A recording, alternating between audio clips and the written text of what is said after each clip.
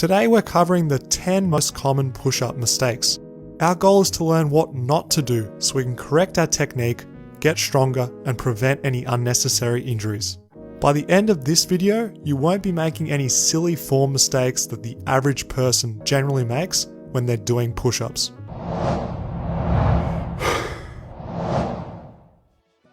Let's start off by talking about range of motion. So in this example, the top half is perfect. We're seeing a full range of motion with the elbows extended straight. But if you look closely, you'll notice that my chest is not touching the ground. I know it looks really subtle and you might be thinking, oh, it's only a small range of motion loss, but you need to think over the course of a few reps, over the course of a set, this really adds up. I tend to notice that those that don't use an absolutely full range of motion with every single rep tend to have a hard time when it comes to full range of motion in general pushing exercises. Next up is a much more obvious reduced range. As you can see, it's a really clear difference here when missing that full range of motion and we're only doing a partial range. We're working that mid range of motion, avoiding a lockout and just focusing on the bottom. Especially when it comes to bodyweight exercises, using a reduced range of motion isn't great as we won't be getting stronger through the entire joint range of motion. This is because when it comes to doing more advanced bodyweight exercises, straight arm strength is very important. We want to avoid building bad habits with a missed lockout. Next up, we have the old elbow flare. When it comes to elbows being flared during an exercise, this is a big no-no for most people. The average person has limited internal shoulder range of motion, and this flared technique causes discomfort in most people. We really don't want to aggravate our shoulders for no reason, and when it comes to elbows being flared, this tends to irritate the rotator cuff tendons. Remember, you've only got one body, you've only got one set of rotator cuff tendons. You need to make them last for life, so use correct technique and don't flare your elbows.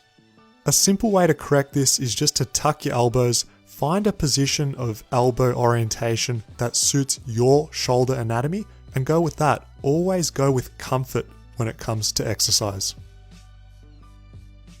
This first mistake is when the lower back is held passively into extension. Uncontrolled, forced extension under fatigue is a scenario which can produce back pain in some people. See how the hips are sagged and my groin and chest make contact at the same time?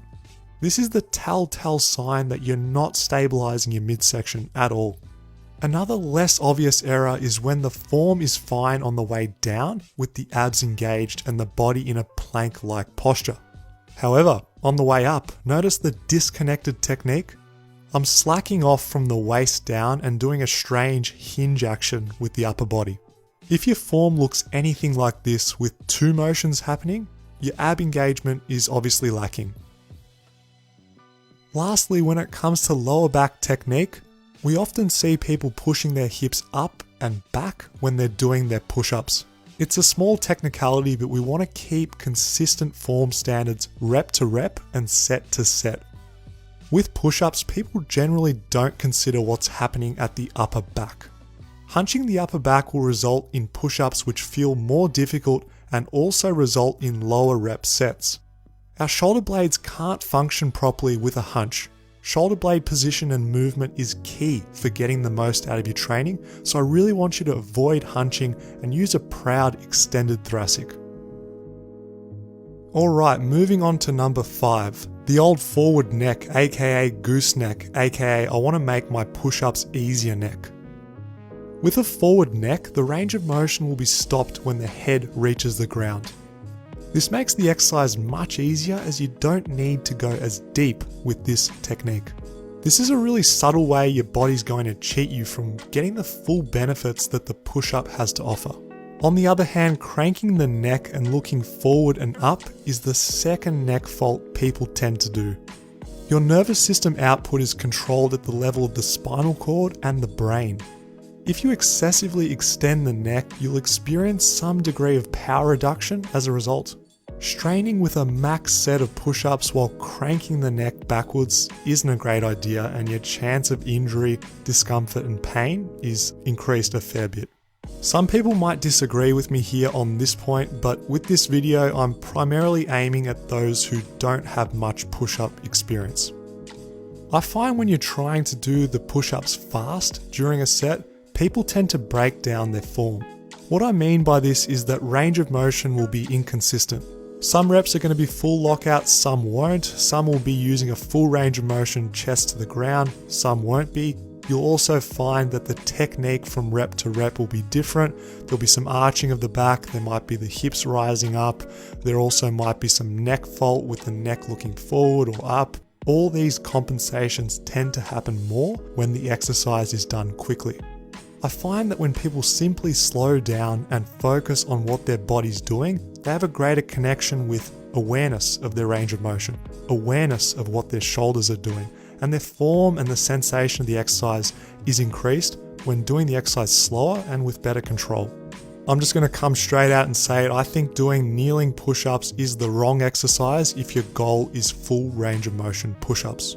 This is for those that are new to push-ups who may not be strong enough to do a full rep and they approach their training in an inefficient and ineffective way. Kneeling push-ups are a poor exercise choice because it's almost impossible to have a good lower back and hip alignment.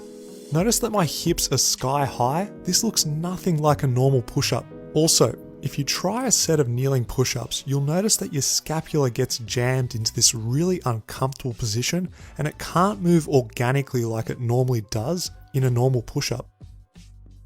A better alternative is to use eccentrics.